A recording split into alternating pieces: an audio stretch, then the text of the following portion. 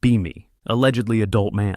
Office wages slave, mid-level spreadsheet wrangler, fluorescent lights, printer screaming like walrus, life status 6 gremlins at home, 2 wives, yes, really. Big house in suburbs that constantly looks like a daycare after an explosion. Currently in swivel chair arguing with Excel like it owes me money. Phone buzz. It's Cassandra, my overseas galaxy brain sister. Pick up instantly. Hey sis, how's our genius abroad? She proceeds to roast her own life. Jet-lagged, underpaid, overeducated, mood. We talk. She clowns on my yard looking like a daycare Chernobyl.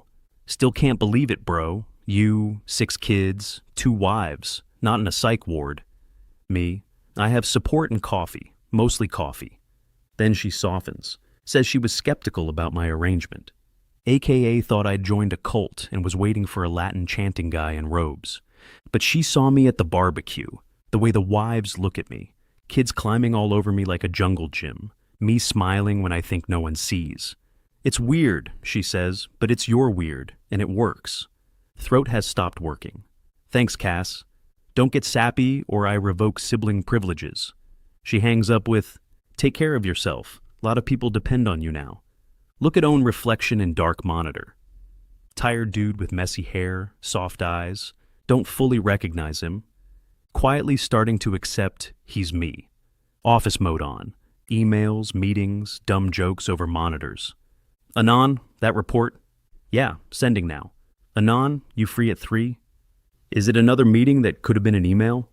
Office cackling. Honestly, kind of like the normalcy sometimes. No spilled juice, no tiny humans screaming, no stepping on Lego landmines. Just deadlines and adults pretending to be competent. Coworker flexes kid pick. I deploy counterflex. Nice, mine tried to put a sock in the toaster. Balance restored. Enter Emily, childhood friend, DLC, now, office coworker. If you walked in, you'd barely notice her. Quiet, soft-voiced. Apologizes when people bump into her. Background NPC.vibes. But I notice her. Always have. Growing up together permanently unlocks radar perk. She sits a few desks behind me. Headphones around neck, not actually on. Fake listening so she can overhear room noise. Catch her glancing at me sometimes. When I help carry a box. When I fix cursed printer. When I drop jokes so bad, HR should be called. Whenever I look back, she goes full, totally working mode. Figured she's just shy. Didn't realize she was booting up life-changing conversation.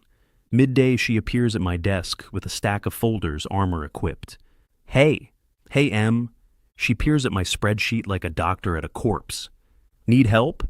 You look like you're trying to fight Excel. Me. I am. It's winning. She leans in, hair falling forward, points at formula. Wrong column. You're using last quarter's values. Oh, fixes it in 3 seconds like some quiet wizard. Numbers finally make sense. You save me again, she smiles. You say that like it's the first time. There's this tiny flicker in her eyes. Gone in a second. Goes back to her desk. Me staring at empty space like some idiot. Chest has weird tiny ache. Brain. No idea what that is. Anyway, back to work. Replay childhood memories. Same neighborhood. Shared snacks. Homework. Broken bikes. Filed her under safe, comfortable, home-like. Never under secretly in love with you dumbass. End of day. Office empties. Packing my stuff when, anon, turn around. Emily at my desk, hugging notebook like a shield. You got a minute? Not for work. Stairwell. Internal alert sound. We go to gray dusty stairwell. She's trembling. Me suddenly not joking anymore. She takes deep breath. I've been thinking about this for a long time. About you. Time slowdown effect. Then she unloads. I'm not trying to steal you. Not trying to hurt your family. I know you have wives, kids, life. I'm not asking you to change it. I just need to say something before it rots in my chest. Voice shakes, eyes wet. I've loved you since we were kids. Heart just blue screened. Lists receipts, bike chain fix, sharing lunch in middle school, helping her with math even though I sucked, me being kind in all the small ways. You grew into the man I always hoped you'd be, she says, responsible, caring, soft with people he loves. The kind of man I wanted to stand next to. Then the knife twist. But I was slow, scared, quiet, you moved on, fell in love, twice, built a beautiful family. I'm happy for you. But it hurts. She says watching me show baby photos felt like pride plus heartbreak. She's thinking of moving, another city, another state. Because seeing me every day going home to not her is just constant emotional sandpaper. This isn't a love confession with a happy ending, she says. I'm not asking for anything. I just don't want to regret staying silent forever. Then she drops the childhood nuke. You promised you'd marry me when we grew up. Flashback. 2 kids under a table, scraped knees. Me. If you don't find anyone, I'll marry you, okay? Her. Promise? Me. Promise? I forgot. She didn't. You broke that promise, she says softly. Not accusing, just stating reality. You did what you should have done. You followed your heart. I'm the one who stayed quiet. She just wants to finally let go. Then, I'll probably still move, start fresh, somewhere I'm not reminded of what I didn't do. Asks me not to hate her.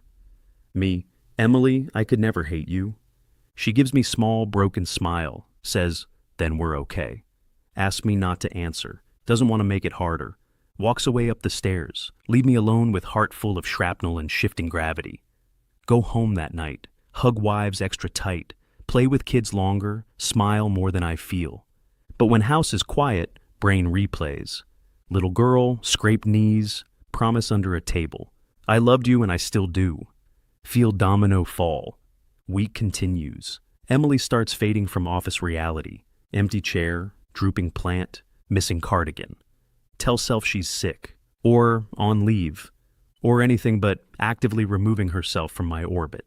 Then see her one morning with HR, signing forms, shoulders stiff, eyes empty. Blink and she's gone, like she practiced the exit speedrun.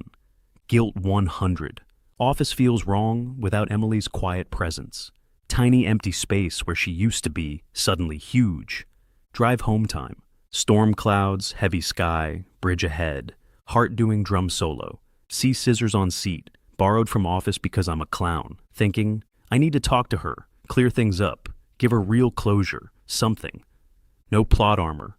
Truck behind me swerves. Horn blast. Metal screech. Railing crunches.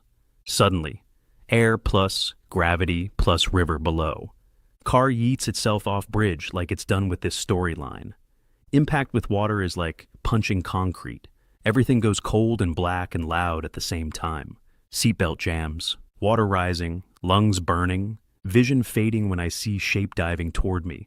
Brain, LOL, hallucination. Last thing I see before blackout is Emily's face underwater. She actually came for me. Fade to black. Next time I wake, I'm in hospital.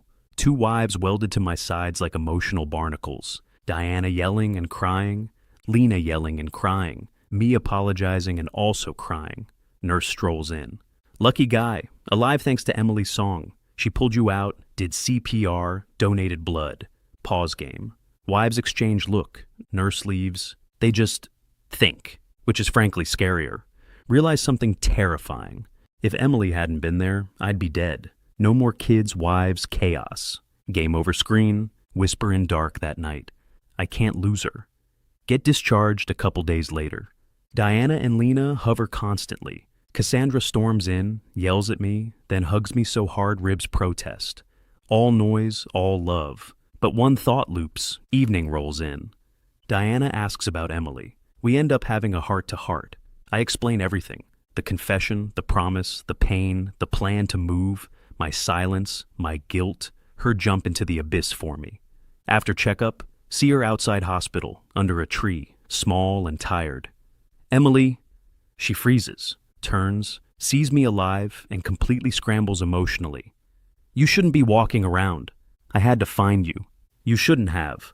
Ask why she jumped. She just breaks. Because I thought you were dying. Looks away. You know, seeing you with someone else hurt. But what would have been even worse is if you weren't in this world at all. I don't think I could have lived with that. I threw away every doubt the moment I saw you go under and ran straight into the water after you, even though I'm the biggest coward alive. That line hits like a truck. She wants to leave, has job leads in another city, already packing. Tell her don't go. She begs me not to say that unless I mean it, because if I do, she won't be able to walk away. Spoiler, I mean it. Tell her she matters, that I can't pretend losing her wouldn't hurt. She short circuits. Your wives will hate me. They don't. Ask her to come home with me, not as lover, but to talk. All four of us. She's terrified. Hope versus fear, boss fight inside her skull. Finally whispers, okay. Arrive home with childhood friend who confessed love, saved my life, and almost moved away. Instantly greeted by Cassandra. Goes full, are you insane? Roasts me, roasts Emily. Your wives do everything for you, give their all, worry about you day and night, barely sleep, and you bring some woman here? How could you? Yes, I get that we owe her, but that's not an excuse to betray your wives. Emily starts crumbling, apologizes, says she shouldn't be there, reaches for door like she's about to vanish again. Then Diana appears like calm DLC angel, grabs Emily's wrist gently. We didn't say no? Room pauses. Emily froze, completely stunned. Diana walked up to her and took her hands. If it weren't for you, we might not even have a non anymore. We're grateful to you for that. And you didn't risk your life for him out of some sense of duty. You did it because you truly love him, didn't you? Emily nodded, unable to get a single word out. The least we can do is give you a chance, right, Lena? Lena shows up with baby on hip. Both wives flank Emily like a very soft intervention. Yeah, let's start by calling each other sisters. Emily was shocked, in the best way. Her eyes filled with tears. Then, with a genuine smile, she whispered, yeah. They hug her. Three-way emotional support group in the hallway. Me, standing there watching my wives adopt my childhood friend. Emily moves into guest room, new toothbrush in bathroom, extra mug on counter, her coat on hook.